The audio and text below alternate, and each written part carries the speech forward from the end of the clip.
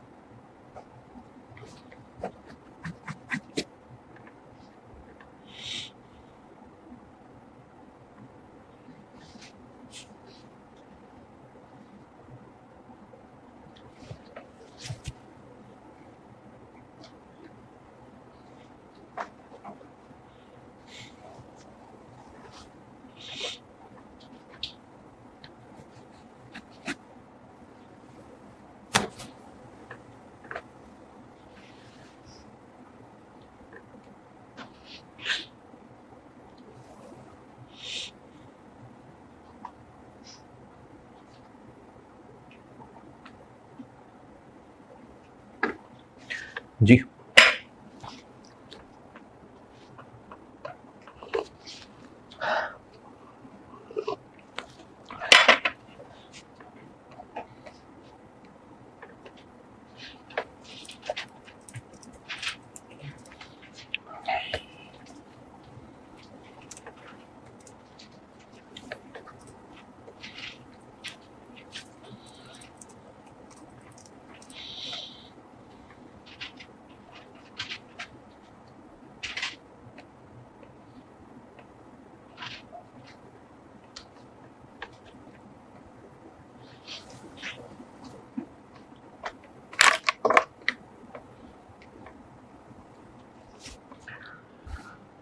Part A,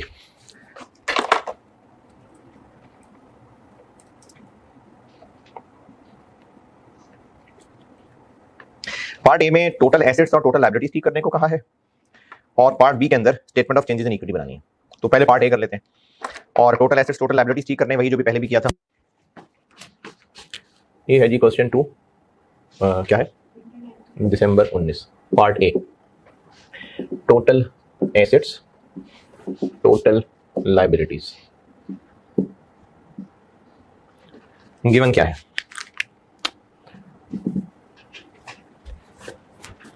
कौन से साल के, 2018। ये आपको पॉइंट नंबर 3 में दिए हैं जी, 2977 785।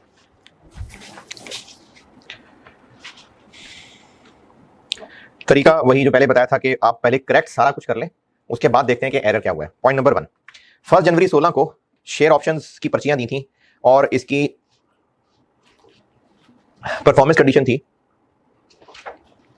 8% प्रॉफिट हर साल बढ़ना चाहिए, लेकिन साथ ही साथ परफॉर्मेंस कंडीशन ना भी पूरी हो सकी ना, तो सर्विस कंडीशन बहरहाल है। फर्क सिर्फ ये पड़ रहा है कि अगर परफॉर्मेंस कंडीशन पूरी हो गई तो एक्सरसाइज प्राइस 50 रुपए होगी, और अगर परफॉर्मेंस कंडीशन पूरी नहीं हो सकी तो 90 रुपए होगी। ये मॉडिफिकेशन है कि एक्सरसाइज प्राइस चेंज हो रही है, याद ही नहीं IFRS 2। ये मॉडिफिकेशन नहीं है, मॉडिफिकेशन कुछ अरसे के बाद टर्म्स में चेंजेस होती थी। ये जब आपको मैंने IFRS 2 पढ़ाया था ना, और प्रैक्टिस क्वेश्चन कराए थे जो कि IAS की ओरिजिनल एग्जांपल थी, तो उनमें इस तरह की एक एग्जांपल थी जिसमें अभी से 2 एक्सरसाइज प्राइस थी, और ये अभी से ही उनको 2 ऑफर्स की है। हमने सिर्फ ये देखना है कि हमने ग्रांट डेट पे फेयर वैल्यू कौन सी वाली पिक करनी है। सर्विस कंडीशन 3 साल की, 3 4 16 17 18 19 4 साल की सर्विस कंडीशन तो है, और अगर सिर्फ 4 साल की सर्विस कंडीशन पूरी हुई तो एक्सरसाइज प्राइस 90 है। लेकिन अगर प्रॉफिट वाली परफॉर्मेंस कंडीशन भी पूरी हो गई तो एक्सरसाइज प्राइस 90 की जगह 50 अप्लाई हो जाएगी। 2016 में कोई अकाउंटिंग ही नहीं की, इनफैक्ट किसी साल में कोई अकाउंटिंग नहीं की। Nothing was recorded in books in 2016 as well as in subsequent years. तो अब ये मैदान खाली है, हम अकाउंटिंग कर लेते हैं। वर्किंग वन, इक्विटी और इक्विटी इंस्ट्रूमेंट ग्रांटेड के नाम से हम बनाते होते हैं। इक्विटी इंस्ट्रूमेंट ग्रांटेड भी कह लेते हैं, कह सकते हैं इक्विटी ऑप्शन भी कह सकते हैं, और इसका तरीका होता है कि हर साल का हम सीडी बैलेंस दिखाते जाते हैं। सबसे पहला साल था 16, 2016 का सीडी बैलेंस। जब 2016 के एंड पे खड़े थे तो कितने एम्प्लॉइज, एक ही बंदा है, एक ही बंदा है, और उस बंदे के छोड़ने की तो कहीं बात ही नहीं हो रही, बंदा ही एक है। और उस एक ही बंदे को कितनी शेयर ऑप्शंस की पर्चियां दी हैं, 1,20,000। 2016 में हमें उम्मीद थी कि परफॉर्मेंस टारगेट पूरा हो जाएगा। ये कहां लिखा, the increase in net profit by more than 8% was always expected. यानी 2016 में भी उम्मीद थी, 2017 में भी उम्मीद थी, 2018 में अब फाइनली उम्मीद खत्म हो गई, क्योंकि 2018 में हमें वो प्रॉफिट्स की ग्रोथ नजर नहीं आई। तो जब हम 16 के एंड पे खड़े थे तो हमें उम्मीद थी परफॉर्मेंस कंडीशन अप्लाई पूरी हो जाएगी। इसका मतलब तब से ही हम अकाउंटिंग कौन सी वाली पर्ची की चला रहे थे, 50 वाली।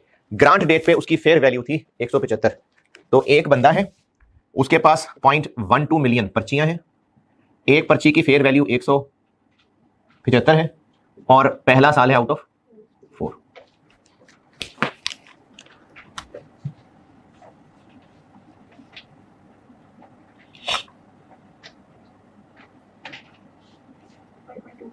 $5.25, और यही फिर हमारा 16 का एक्सपेंस। 17 BD,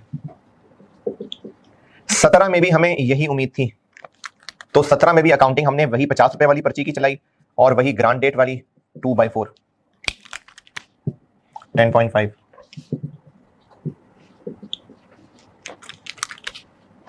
लेकिन अब 2018 में परफॉर्मेंस कंडीशन पूरी होती नजर नहीं आ रही, तो इसलिए अब सीडी हम कौन सी पर्ची के हिसाब से निकालेंगे, 90 वाली। तो 90 वाली पर्ची देखें तो उसकी कब की फेयर वैल्यू, 31 दिसंबर 18 की। ये कोई मॉडिफिकेशन है जी, नहीं। तो पर्ची की फेयर वैल्यू ग्रांट डेट वाली ही लेनी है, बस अब 50 रुपए वाली पर्ची की बजाय 90 वाली पर्ची 150, और ये है तीसरा साल जी 13.5। 5, तो एक्सपेंस बन गया 3। ये है सही। अकाउंटेंट ने क्या किया? कुछ भी नहीं। तो अब इसकी रेक्टिफिकेशन क्या बनी? कुछ भी नहीं। एसेट्स लायबिलिटीज में तो काम ही नहीं है, तो ये बेकार हो गया फिर सवाल। Statement of changes in equity मांगी है तो प्रॉफिट तो निकालना ही होगा। सही, अभी तो मैं पार्ट ए सॉल्व कर रहा हूं, एसेट्स और लायबिलिटीज। पार्ट बी में प्रॉफिट भी निकालना है, तो ये पार्ट बी में काम आएगी।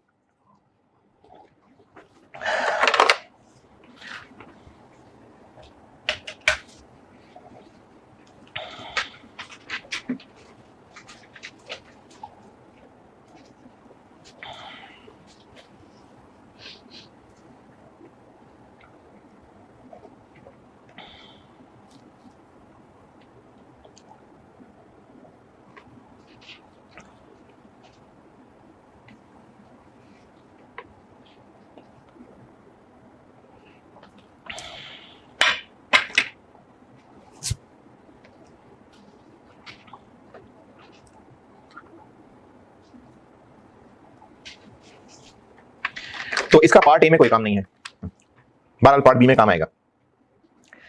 पॉइंट नंबर 2 उड़ा दिया। Point 3,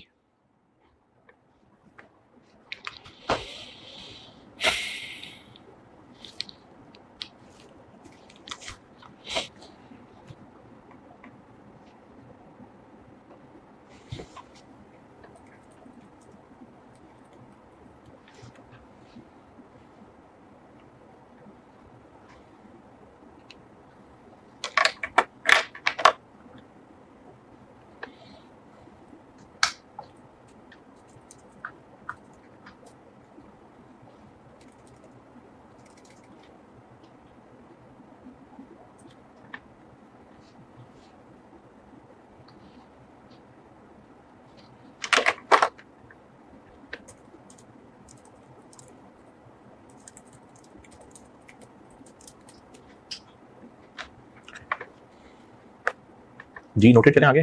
point number 3, investment in debentures हैं और अकाउंटेंट ने सही अकाउंटिंग नहीं की। क्या सही नहीं की ये बताया है आखिर में। पहले सिर्फ इस इन्वेस्टमेंट इन डिबेंचर्स की डिटेल बताई है, कूपन रेट और फेयर वैल्यू और ट्रांजेक्शन कॉस्ट, और फिर उसके बाद लिखा है DL has classified the investment in debentures as fair value through OCI. और इंपेयरमेंट लॉस शुरू में तो नहीं था, लेकिन ईयर एंड तक सिग्निफिकेंटली इंक्रीज कर गया। हाँ जी, तो फिर हम कौन से लॉसेज लेंगे? 12 मंथ्स वाले। तो पहले कर लेते हैं सही वाली अकाउंटिंग, उसके बाद देखते हैं अकाउंटेंट ने एरर क्या किया।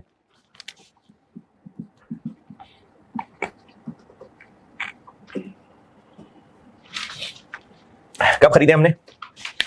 इसी साल, पहला ही साल है, तो बस एक लाइन बनाना काफी है।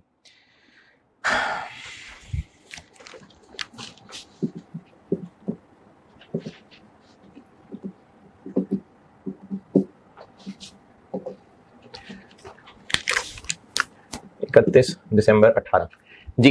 पहला वाला initial carrying, initial amount recognition किस अमाउंट पे? 103 पे, 105 पे। Fair value through OCI class है। इनिशियल मेजरमेंट किस पे? Fair value plus transaction cost. तो फेयर वैल्यू थी 103 नहीं 105। 105 पर डिवेंचर, तो 2.5 मिलियन से मल्टीप्लाई कर लें, और प्लस ट्रांजैक्शन कॉस्ट कितनी? 1.5 मिलियन जी। 393.75 इफेक्टिव रेट गलत है कितना जी? 264 बस। इफेक्टिव रेट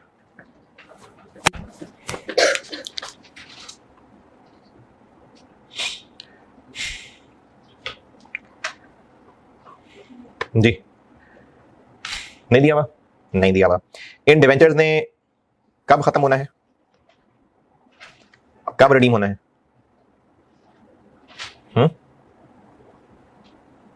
नहीं पता। कितने साल हैं, कितने पे रिडीम होना है, नहीं पता ना। तो इफेक्टिव रेट हम निकाल भी नहीं सकते। तो वाहिद हमारे पास हल एक ही है कि कूपन रेट को ही इफेक्टिव रेट अज्यूम कर लें। अच्छा लगाना वो इस पे, लेकिन हमारे पास हल नहीं है, तो हमें इफेक्टिव रेट भी 12% ही अज्यूम करना पड़ेगा।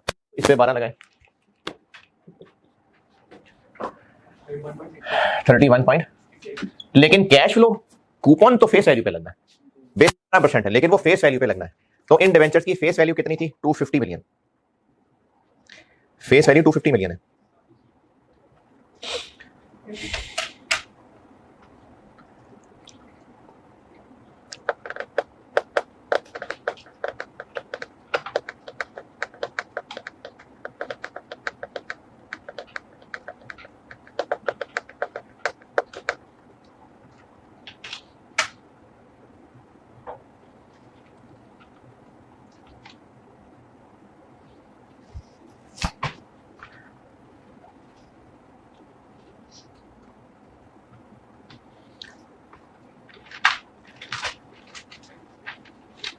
अच्छा, इसमें जो आईकैम का सोल्यूशन है ना, उसमें उन्होंने चूंकि इफेक्टिव रेट दिया ही नहीं है, तो उन्होंने इंटरेस्ट की एडजस्टमेंट को इग्नोर करके इन दोनों को बराबर ले लिया।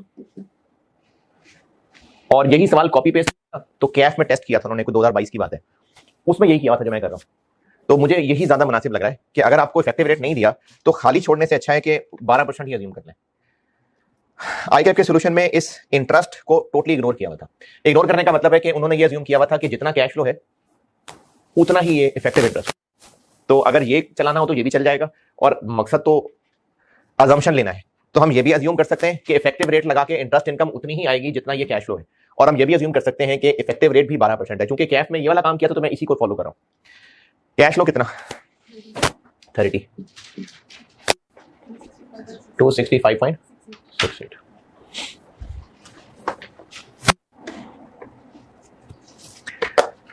पहला ही साल है तो ये एक लाइन काफी है। फेयर वैल्यू थ्रू ओसीआई है, फेयर वैल्यू कितनी? 109, 2.5 मिलियन बॉन्ड्स हैं, 272 पॉइंट, और एमोर्टाइज कॉस्ट वाली फिगर बन रही है 265.68। तो ओसीआई का गेन बन गया 6.82।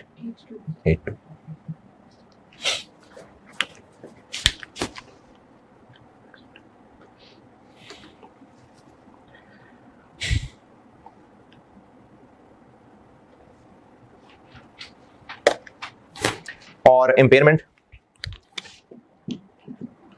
12 मंथ लाइफ टाइम, 12 मंथ, क्योंकि कोई कहा नहीं है कि सिग्निफिकेंटली इंक्रीज कर गया। कितना?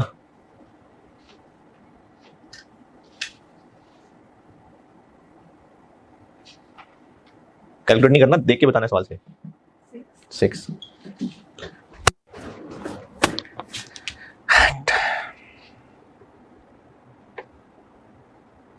31 दिसंबर पे 6।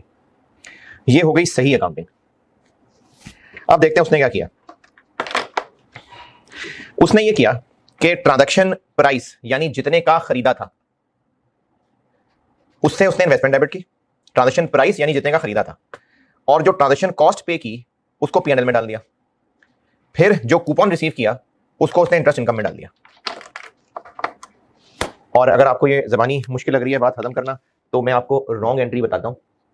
उसने क्या किया? इन्वेस्टमेंट डेबिट, जितने का खरीदा, 103 का खरीदा था, ट्रांजैक्शन कॉस्ट पीएनएल में डाल दी, कैश क्रेडिट, ये कितना? 257.5, 1.5, 259। ये उसने इन्वेस्टमेंट परचेज करने की एंट्री की, और उसके बाद जो कूपन रिसीव हुआ, कैश डेबिट और इंटरेस्ट इनकम क्रेडिट 30। ये है रॉन्ग जो उसने किया है।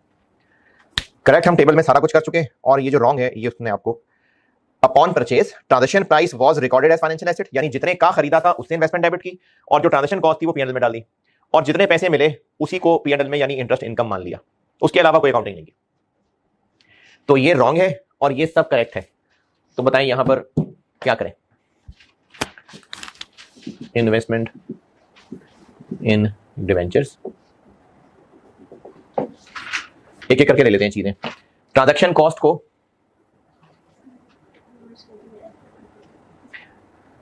जी, ट्रांजैक्शन कॉस्ट को कैपिटलाइज करना था, उसने एक्सपेंस बना दिया,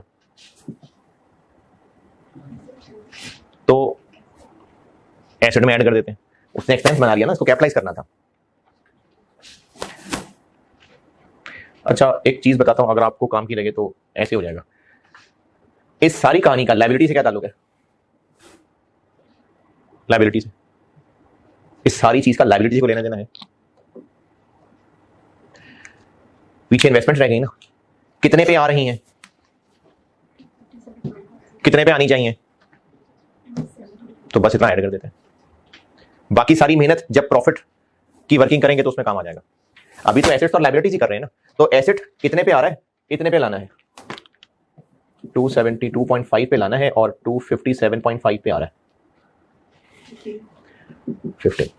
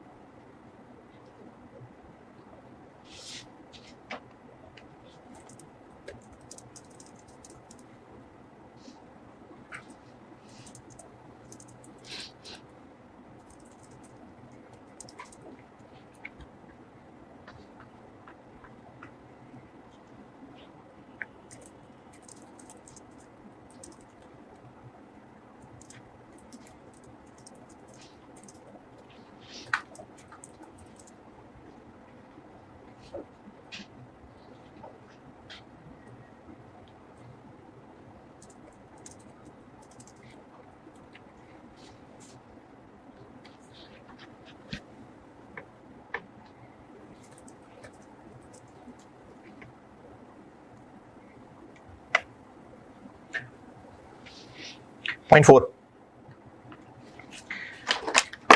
IX 19। पहले कर लेते हैं सही वाला। क्या आपको प्लान एसेट्स और डीबीओ अलग अलग पता है? नहीं पता ना, तो हम वो सिर्फ नेट वाला कॉलम ही बना सकते हैं।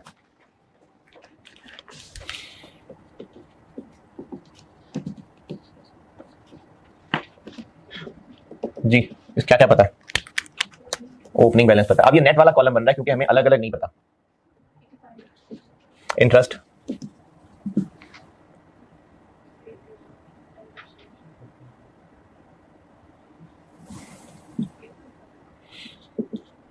और क्या है?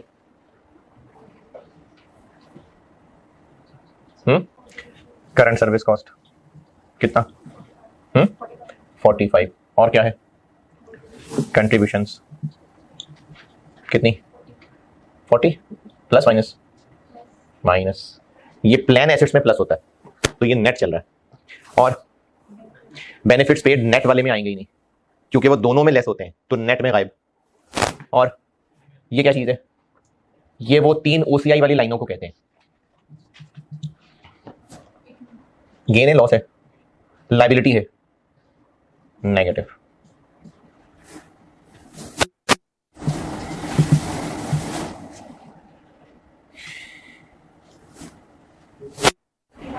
$80.5।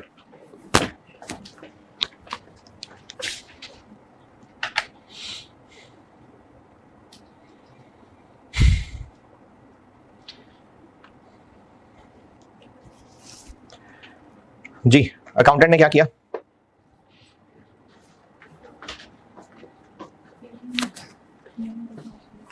अकाउंटेंट ने जो हमने पेमेंट्स की थी, डीएल ने कौन सी पेमेंट्स की हैं? Benefits paid, contributions. Benefits paid तो प्लान एसेट से निकल गए हैं ना, हमने कंट्रीब्यूशन दिए हैं। तो अकाउंटेंट ने क्या किया? कंट्रीब्यूशंस पेड को P&L में डाल दिया, और बाकी कुछ भी नहीं किया। तो जब बाकी कुछ भी नहीं किया तो हम अभी सिर्फ एसेट्स और लायबिलिटीज ठीक कर रहे हैं। तो जब उसने बाकी कोई अकाउंटिंग नहीं की तो बुक्स में लायबिलिटी अभी तक कितनी आ रही है? 80। कहां तक पहुंचानी है? 80.5 तक।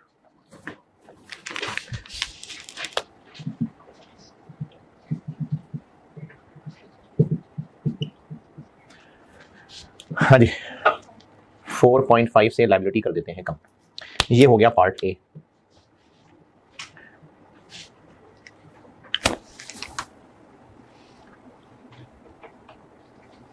जी। हम्म। हम्म। काम थोड़ा बढ़ जाएगा, वरना नेट यही होगा, क्योंकि लाइबिलिटीज में बहरहाल नेट ही आ रहा होता है। यहां पर प्लान एसेट्स इधर और डीबीओ यहां नहीं आ रहा होता, एसओएफपी में नेट ही आ रहा होता है।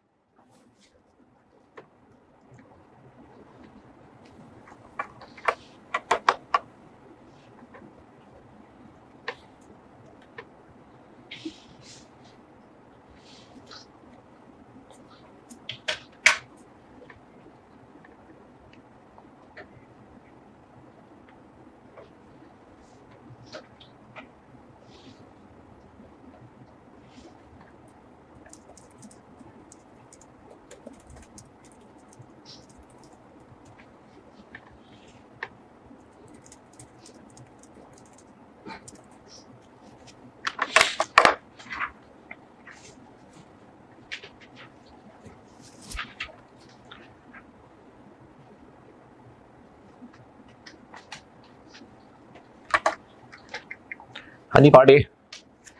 पार्ट बी, इसका आंसर बताइए। 2992780.5।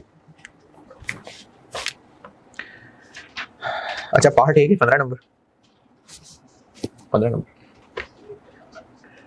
एक तो पॉइंट नंबर 2 का काफी कुछ था, वो निकाल दिया मैंने, क्योंकि वो इफ्रिक 1 था, वो तब सिलेबस में होता था, तो उसमें काफी कुछ था।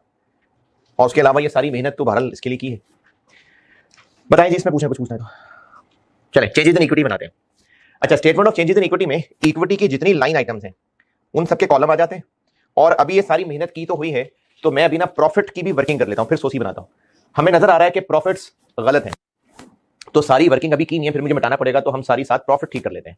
और रिक्वायरमेंट में उसने मांगी हुई है statement of changes in equity सिर्फ 2018 की या 17 की भी? हाँ जी, 17 की भी। तो कंपैरेटिव फिगर्स मांगी है कि 17 की भी बनानी पड़ेगी, तो इसका मतलब है हमें 17 और 18 दोनों के प्रॉफिट्स ठीक करने पड़ेंगे। पार्ट ए डन, लेकिन पार्ट बी के लिए वर्किंग 4।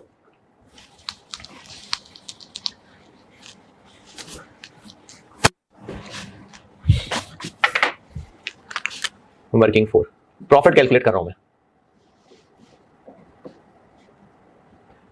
2018 और 2017 गिवन कितना है? 2018 का प्रॉफिट कितना और 17 का कितना? पॉइंट नंबर 2, टॉप पे पॉइंट नंबर 2, नेट प्रॉफिट 2018 का 198 है और 2017 का 311। हाँ, नहीं देखा होगा, सस्ता सा ऑडिटर होगा।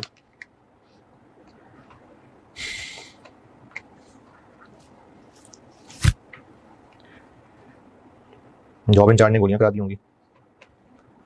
मुश्किल काम है कोई जॉब इंचार्ज के लिए गोलियां कराना, तो करा गया होगा, फिर जा रहा होगा, आर्टिकल खत्म हो रहे होंगे इसके।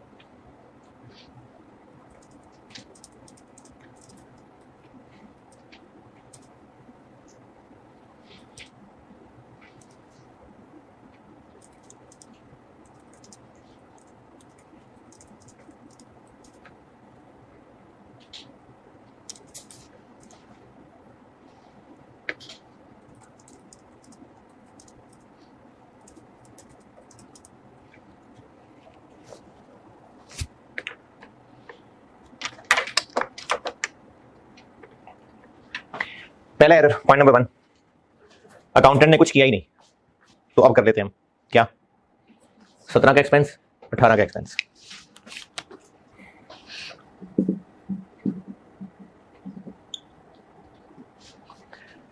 $5.25 और 5.25।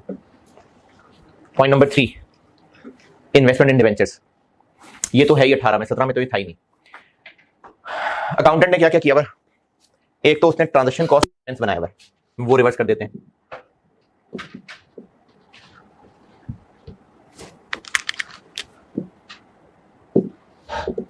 एक तो उसने ट्रांजैक्शन कॉस्ट को एक्सपेंस बनाया है, वो रिवर्स कर देते हैं, 1.5 ऐड बैक कर दिया। फिर उसने क्या किया, जो इनिशियल मेजरमेंट पे गेन लॉस बनता था वो रिकॉर्ड नहीं किया। ये कौन सा है, मैंने इसलिए यहां लिखा भी हुआ है। हम रिकॉर्ड करते हैं fair value plus transaction cost, उसने रिकॉर्ड किया है जितने का खरीदा, तो इनिशियल मेजरमेंट पे गेन बनता है कितना, ₹2 का गेन ऑन इनिशियल मेजरमेंट, ₹2 का, 2.5 मिलियन डिवेंचर्स पे 5। फिर क्या मसला हुआ, उसने इंटरेस्ट इनकम 30 को बना दिया, जबकि बनना चाहिए था 31.68, 1.68 और बना देते हैं।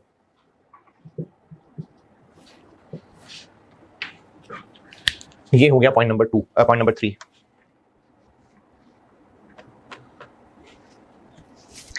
पॉइंट नंबर 4, अकाउंटेंट ने जो कंट्रीब्यूशन पे की थी उसको बना दिया एक्सपेंस, जबकि एक्सपेंस होना चाहिए था वो IAS 19 वाली चीजें।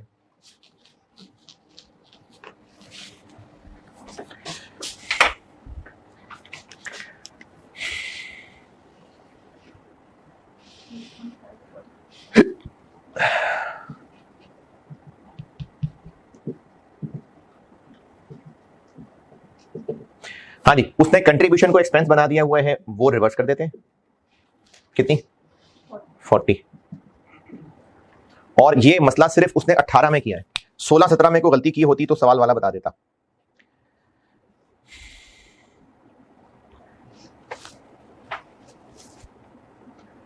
और करंट सर्विस कॉस्ट और इंटरेस्ट कॉस्ट, इसको एक्सपेंस बनाना चाहिए था, नहीं बनाया, अब बना लेते हैं। 45 एक है और 8.5 एक है, इसको अब एक्सपेंस बना लेते हैं।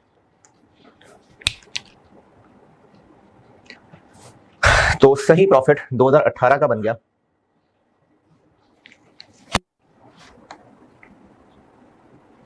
जी।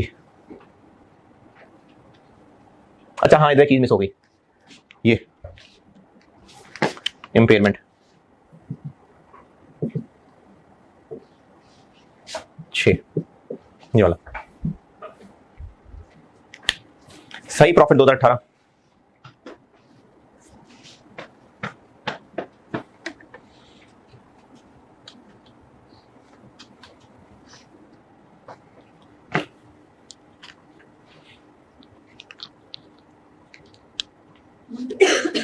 क्या जी, अरे हाँ 3, वो तो 16-17 में था, ठीक है 3।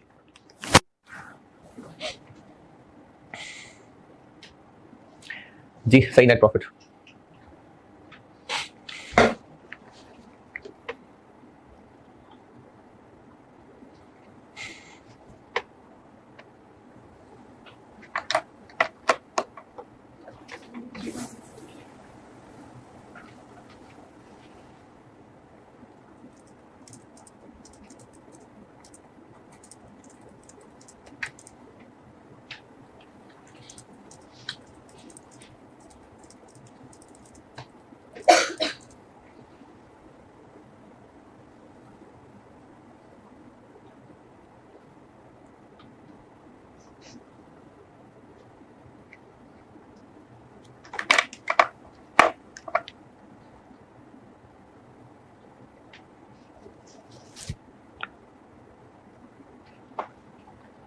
जी क्या बना,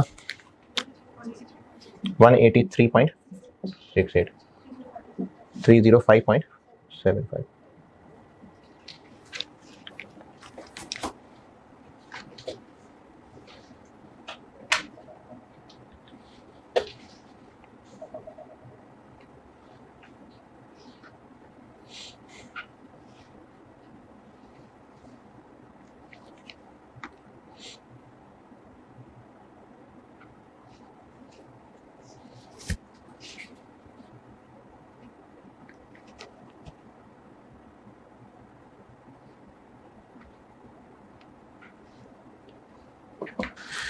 अब आते हैं statement of changes in equity पे।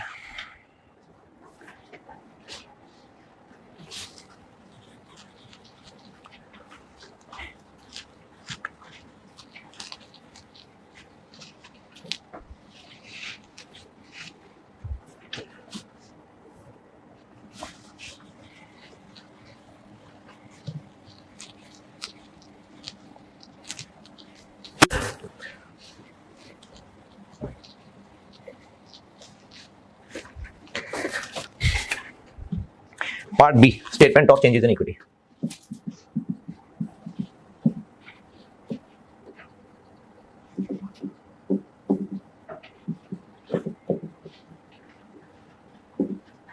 हाँ जी, ईयर एंड क्या है?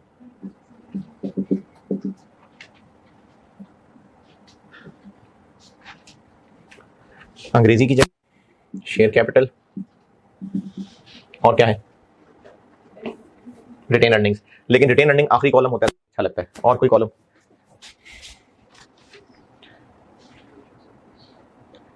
जी, रिवैल्यूएशन सरप्लस। अच्छा, चूंकि इसमें इफ्रिक 1 था ना, तो उसमें सरप्लस इस्तेमाल होना था। अब हमने वो पॉइंट उड़ा दिया, तो ये एज इट इज पड़ा रहेगा। और कोई? रिटेन अर्निंग्स तो है, लेकिन देखें क्या पता कोई नई चीज आ रही हो। हमने सोल्यूशन किया है, वर्किंग्स की हैं, कोई नई चीज भी तो हो सकती है। इन्वेस्टमेंट के ऊपर फेयर वैल्यू रिजर्व है। फिर ये भी इक्विटी के अंदर आना है, तो इसको बेशक इक्विटी इंस्ट्रूमेंट ग्रांटेड कह दें, चाहे इसको इक्विटी ऑप्शंस कह दें, और रिटेन अर्निंग्स।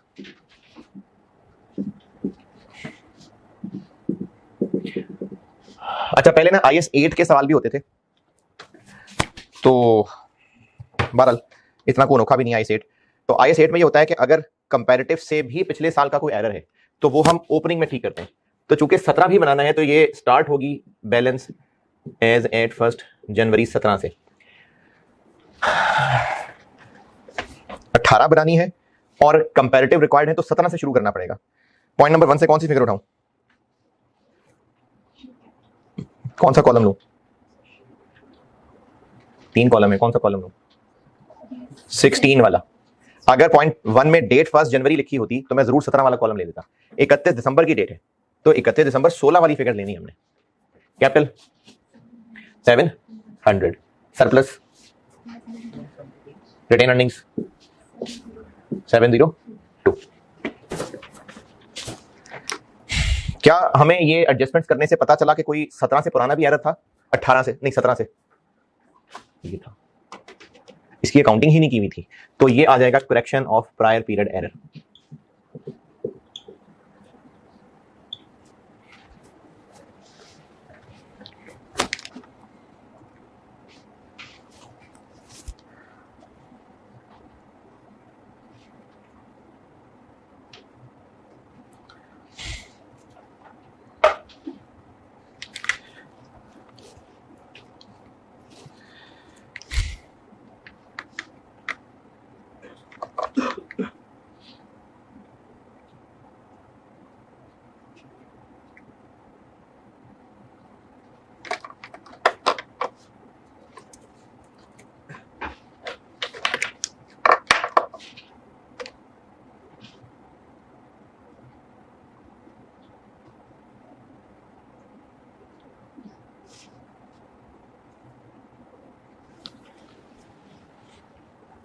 क्या एरर था भाई? एक्सपेंस नहीं बनाया था, तो अब बनाए तो कहां बनाए? रिटेन अर्निंग में 5.25। और ये इक्विटी ऑप्शन नहीं बनाई थी, अब बना ली।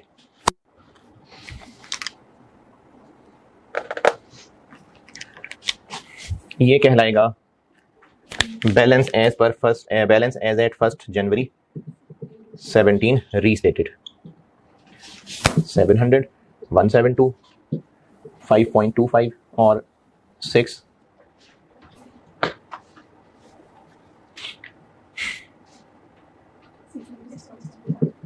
5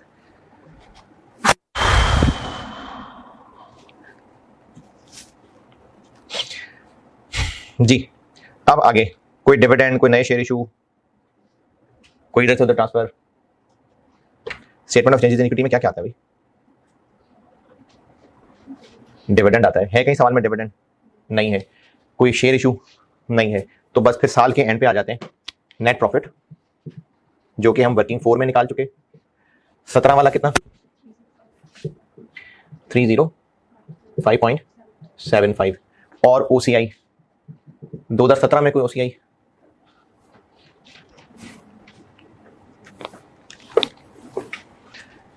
नहीं, लेकिन 2017 में ये मजीद इक्विटी के अंदर आ गया। एक्सपेंस तो हमने प्रॉफिट में लिख लिया, लेकिन इक्विटी में मजीद आएगा,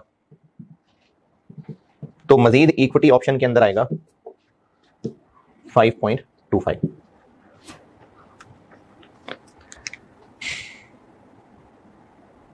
और ये भी चूंकि 2017 है तो ये भी साथ रीस्टेटेड कहलाएगा और ये भी साथ रीस्टेटेड कहलाएगा, क्योंकि 17 में ये मिस हो गया था, हम अब इसको लिख रहे हैं, तो इसलिए ये भी रीस्टेटेड कहलाएंगे।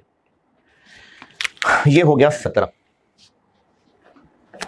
बैलेंस एट 31 दिसंबर 17 रीस्टेटेड 700 172 10.5 नहीं भाई 100 2.5।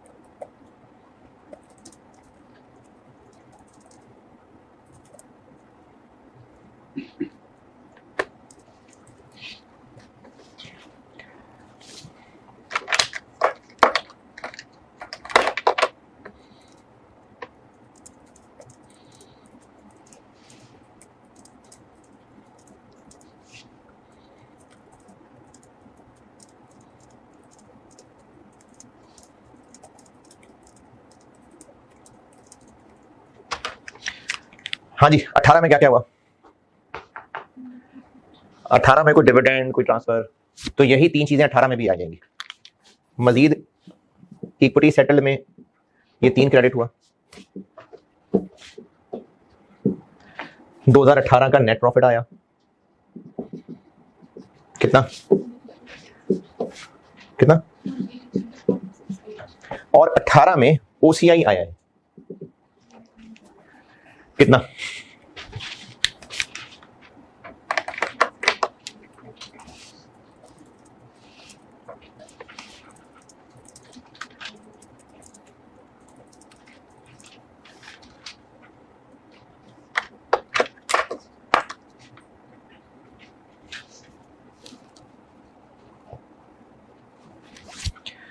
बताएं जी, OCI में क्या लिखूं?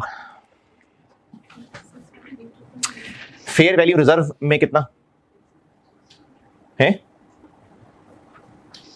कितना? क्यों? हाँ, इंपेयरमेंट का भी है। तो OCI का गेन था कितना था? 6.82 और इंपेयरमेंट लॉस भी उसमें क्रेडिट जा रहा है, तो 12.82। और मैंने ना आपको IAS 19 पढ़ाते हुए बताया था कि ये जो IAS 19 की OCI वाली एडजस्टमेंट होती है, ये प्रेजेंट बेशक OCI के तौर पे हो रही होती है, लेकिन इक्विटी में ये रिटेन अर्निंग में ही जाती है। ये IAS 19 के शुरू के दिनों की बात है कि प्रेजेंट वो OCI में हो रही होती है, लेकिन इक्विटी में इसका कुछ सेपरेट रिजर्व नहीं होता, वो रिटेन अर्निंग के अंदर ही जाती है। तो ये 18 का OCI गेन ये रिटेन अर्निंग वाले कॉलम में आएगा।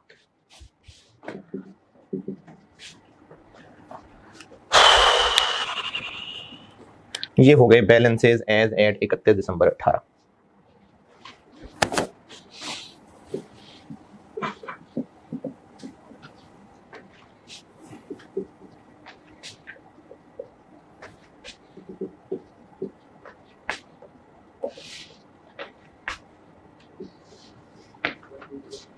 टू 4.18। ले जी, ये हो गया पार्ट बी।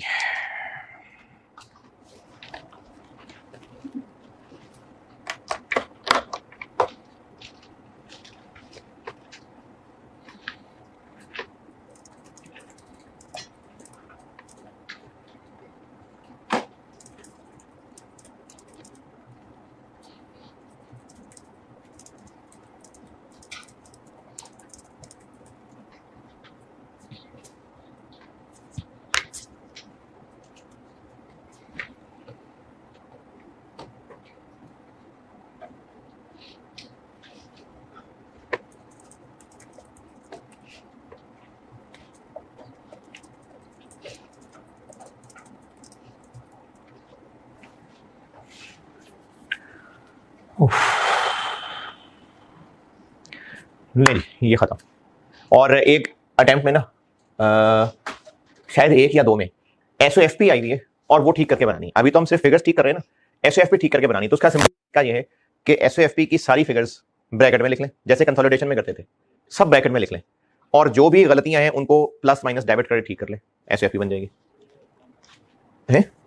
तो SOFP जैसे कंसोलिडेशन में करते थे कि सारी फिगर्स ब्रैकेट के अंदर लिख के ब्रैकेट ओपन, और उसके बाद जो जो एरर है, जैसे हम यहाँ एरर ठीक कर रहे हैं, तो वो चूंकि बैलेंस शीट टैली करनी होगी, इसलिए हर एरर का डेबिट क्रेडिट जरूर इंश्योर करना, जैसे कंसोलिडेशन में करते थे। लो जी, मल्टीपल IAS भी खत्म। अच्छा, ये चूंकि ये रिकॉर्डिंग में भी है, तो IFRS 15 का जो है ना, वो फिर मैं पिछले वाले लेक्चर शेयर कर रहा हूँ, क्योंकि बहुत रिपोर्टिंग हो गई है, बहुत पढ़ा लिया, तो वो मैं शेयर कर रहा हूँ। और उनके लिए अगर ये सामने बैठे लोगों ने कहा कि नहीं बस हमने सारा पढ़ लिया, तो बस आखिरी क्लास है, और अगर आपने आना है तो एक क्लास और करूंगा। अगर वो काम की क्लास हुई ना, यानी स्टूडेंट से सवाल हुए ज्यादा, तो मैं उसकी भी रिकॉर्डिंग अपलोड कर दूंगा। अगर मुझे नहीं लगा कि उसकी रिकॉर्डिंग अपलोड करनी है, तो बस फिर ये खत्म है रिपोर्टिंग।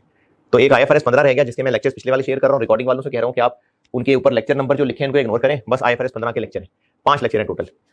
तो वो IFRS 15, उसके अलावा रिपोर्टिंग का सिलेबस सारा खत्म सारा कुछ पढ़ा दिया, और जो कर सकता था कर दिया। अब आपने करना जो करना। चले ठीक है जी, अल्लाह हाफिज़।